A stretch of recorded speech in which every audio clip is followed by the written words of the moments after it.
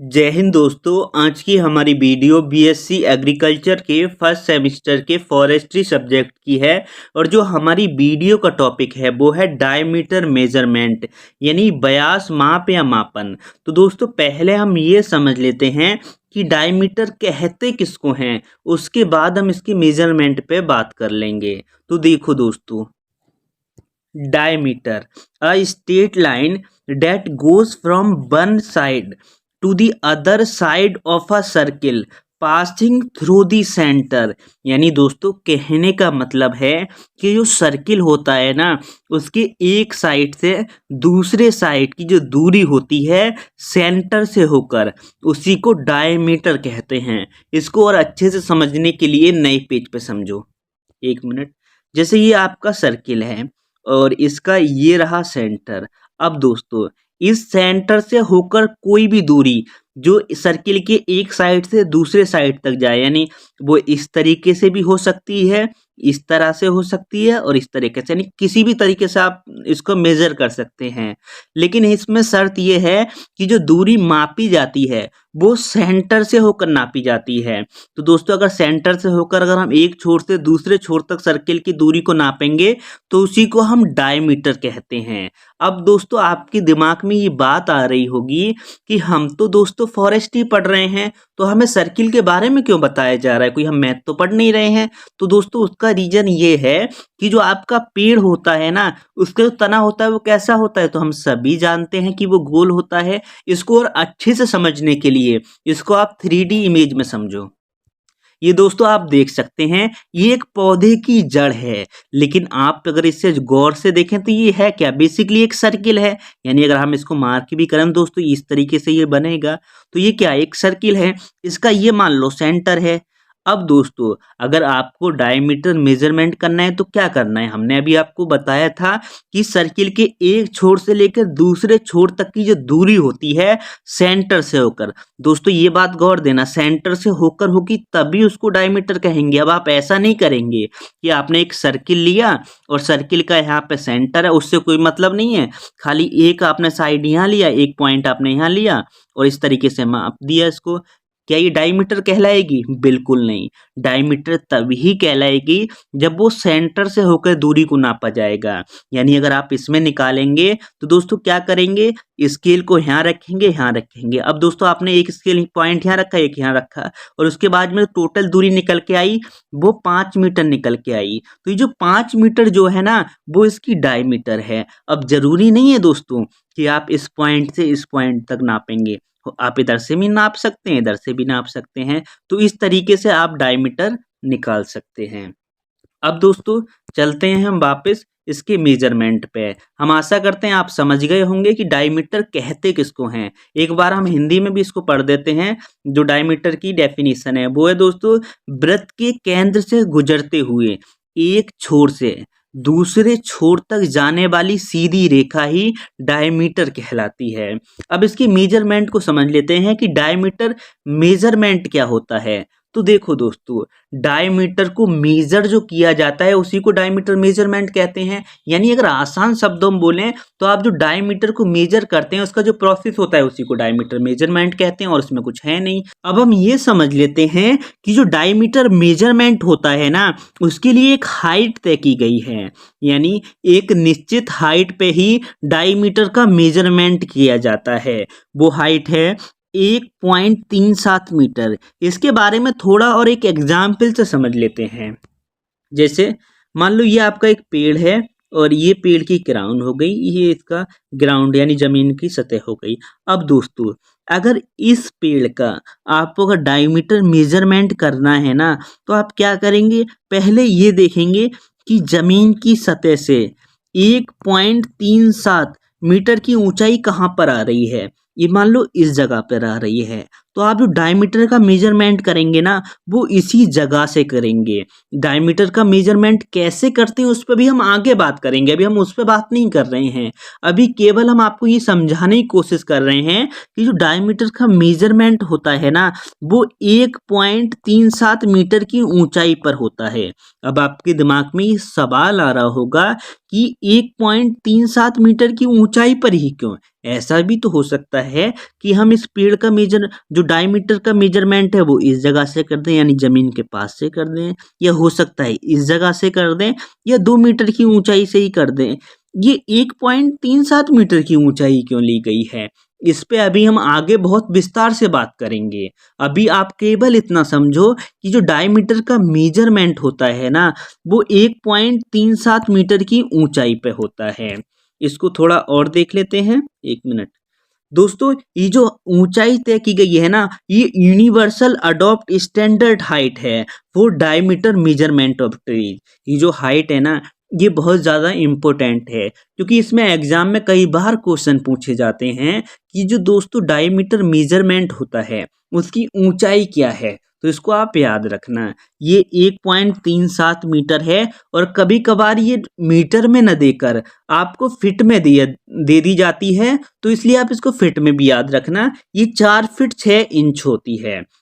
और ये जो हाइट होती है ना, इसको दोस्तों ब्रेस्ट हाइट यानी BH भी कहते हैं शॉर्ट में। तो अगर एग्जाम में इस तरीके से लिखा है कि BH हाइट क्या होती है, तो आप आराम से उसमें टिक कर सकते हैं कि वो 1.37 मीटर होती है। इसको हिंदी में देख लेते हैं। पेड़ के व्यास मापन के लिए सार्वभौमिक रूप से अपनाई गई मानक ऊंचाई 1.37 मीटर है, यानी 4 फीट 6 इंच है।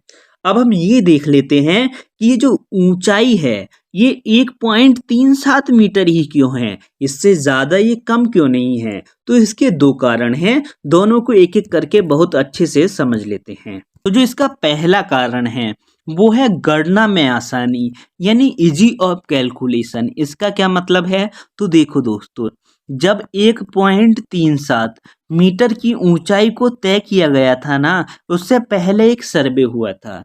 सर्वे में क्या देखा गया था कि जो मनुष्य होते हैं उनके पैर से लेकर सीने यानी जो चेस्ट तक की ऊंचाई होती है वो एवरेज निकल के आई थी 1.37 मीटर। इसलिए इस ऊंचाई को दोस्तों तय किया गया, यानी इस ऊंचाई को अपनाया गया। अब दोस्तों आपके दिमाग में ये सवाल आ रहा होगा कि हम तो पेड़ों के डायमीटर का मेजरमेंट पढ़ रहे हैं, तो इसमें किसी भी व्यक्ति के दोस्तों चेस्ट तक की ऊंचाई का क्या मतलब है। तो इसको समझने के लिए आप इस वाली इमेज में इसको देखें। दोस्तों एक व्यक्ति है जो कि इस पेड़ पे इंची टेप को लगाया हुआ है 1.37 मीटर की ऊंचाई। अब ये जो व्यक्ति है ना, इसकी दोस्तों चेस्ट तक ऊंचाई मान लो इस जगह पर आ रही है, ठीक, और इस जगह पे इसकी ये दोनों शोल्डर हैं।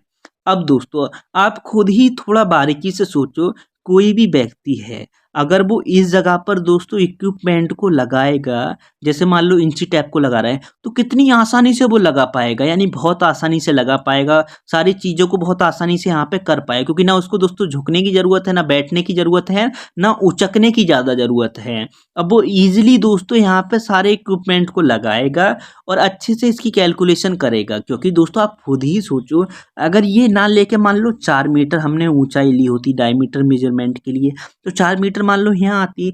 अब दोस्तों अगर इस जगह पर अगर किसी इंसान को पहुंचना है तो वो सीढ़ी लगाता, ठीक है, मान लो इसने सीढ़ी लगा ली डायमीटर मेजरमेंट के लिए, तो इसको कई सारी प्रॉब्लम आती है। यहाँ पे इक्विपमेंट को अच्छे से नहीं लगा पाता, अच्छे से कैलकुलेशन नहीं कर पाता इस जगह पर, या मान लो एकदम नीचाई पे होती इस जगह पर जमीन की सतह पे, तो दोस्तों ये बैठ के करता तब भी उतने अच्छे से नहीं करता।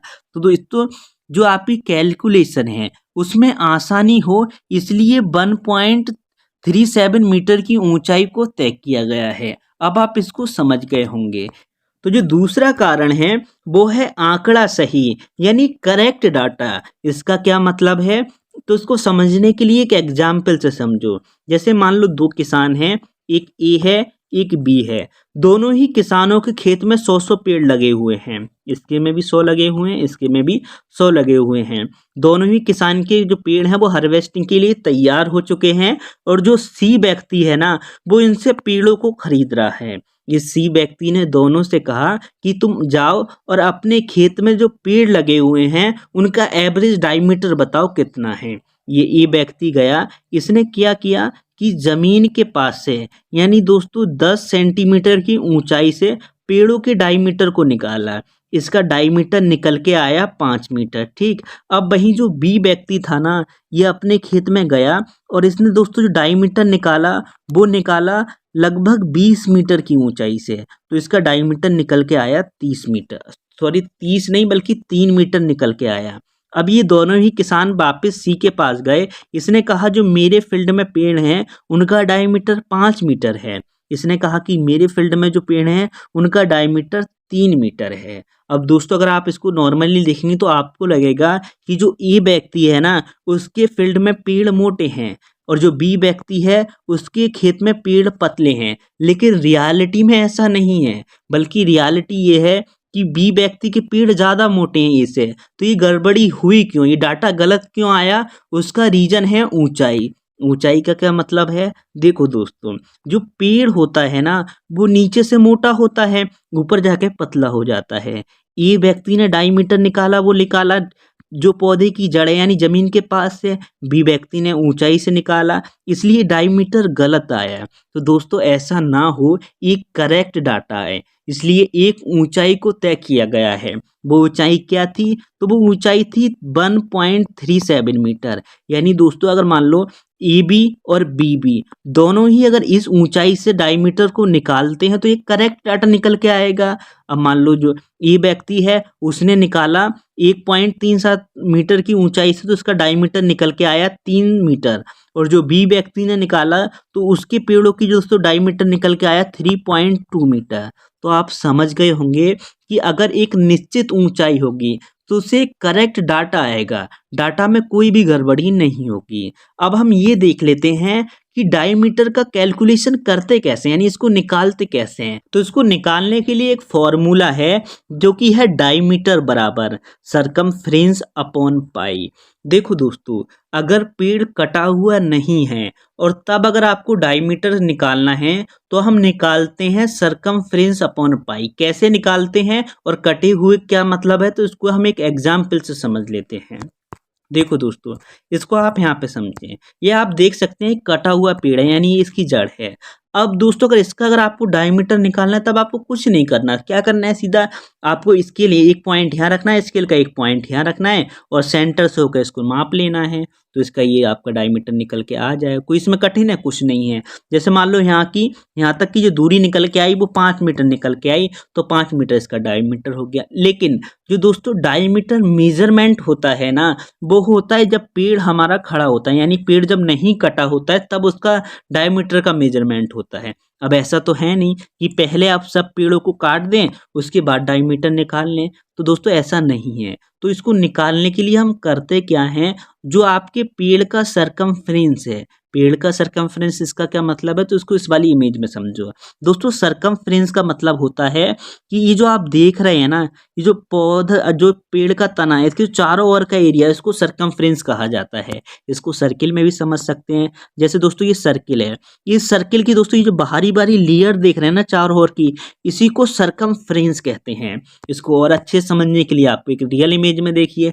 दोस्तों ये पेड़ है, ठीक, इस पे ये इंची टैप लगा हुआ है, आप देख सकते हैं। तो ये इंची टैप पेड़ के चारों ओर लगा हुआ है, तने के चारों ओर लगा हुआ है। तो दोस्तों ये जो यहाँ से ये चारों ओर की दूरी आती है ना, इसी को सरकमफ्रेंस कहते हैं। इसको और अच्छे से समझने के लिए अपने हाथ को देखो, आपके हाथ की जो कलाई है ना, वो कलाई के चारों ओर की दूरी है, यानी जो चारों ओर का एरिया है वही दोस्तों सरकमफ्रेंस होता है।